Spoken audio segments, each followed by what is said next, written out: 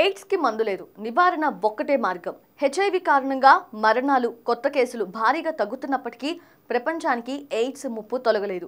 HIV AIDS పై పనిచేసే United nations programme ఈ హెచ్చరిక చేసింది.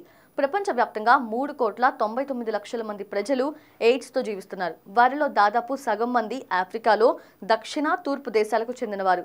హెచ్ఐవి బారిన పడుతున్న వారి సంఖ్య 2010తో పోలిస్తే 39% తగ్గింది. ఎయిడ్స్తో మరణిస్తున్న వారి సంఖ్య సగానికి తగ్గింది. అయితే 2010 నుంచి 2023 మధ్య Afghanistan, Egypt, Fiji, Philippines, Papua New Guinea, Saudi అరేబియాలో మాత్రం హెచ్ఐవి కేసుల సంఖ్య 100%కి పైగా పెరిగింది. 2010 తర్వాత కెన్యా, మలావి, జింబాబ్వే, నేపాల్లు తమ దేశాల్లో హెచ్ఐవి కేసుల సంఖ్యను 75%కి తగ్గించడంలో విజయవంతమయ్యాయి. ఎయిడ్స్ వ్యతిరేక పోరాటంలో ఇప్పుడు ఆఫ్రికా ముందుంది. 2010 నుంచి గణాంకాలు పరిశీలిస్తే మరో 18 దేశాలు ఏటా నమోదయ్యే హెచ్ఐవి కొత్త కేసులను 60%కి పైగా తగ్గించగలిగాయి. వీటిలో అత్యధికం సబ్ సహారా ప్రాంత దేశాలే. ఇక ఎయిడ్స్ రోగుల సగటు ఆయుర్దాయం 2010లో 56 ఏళ్లుగా ఉంటే 2023 నాటికి అది 61 ఏళ్లకు పెరిగింది.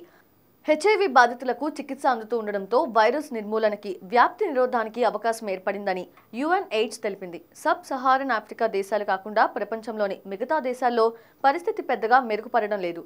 Papua New Guinea, Afghanistan, Fiji, Philippines, Egypt, Saudi అరేబియాస్లో 2010 నుంచి 2023 మధ్య హెచ్ఐవి కేసులు 100% కన్నా ఎక్కువ పెరిగాయి. అయితే ఆఫ్ఘనిస్తాన్, ఈజిప్ట్, సౌదీ అరేబియాలో అక్కడి జనాభాతో పోల్చితే హెచ్ఐవి కేసుల సంఖ్య తక్కువే. కానీ పెరుగుదల శాతమే ఆందోళనకరంగా ఉంది. రాజకీయ మద్దతు, నిధుల కేటాయింపు సరైన స్థాయిలో ఉంటే ప్రజారోగ్యానికి ముప్పుగా ఉన్న ఎయిడ్స్ని 6 ఏళ్లలో అంతం చేయొచ్చని యుఎన్ ఎయిడ్స్ అంచనా వేస్తోంది.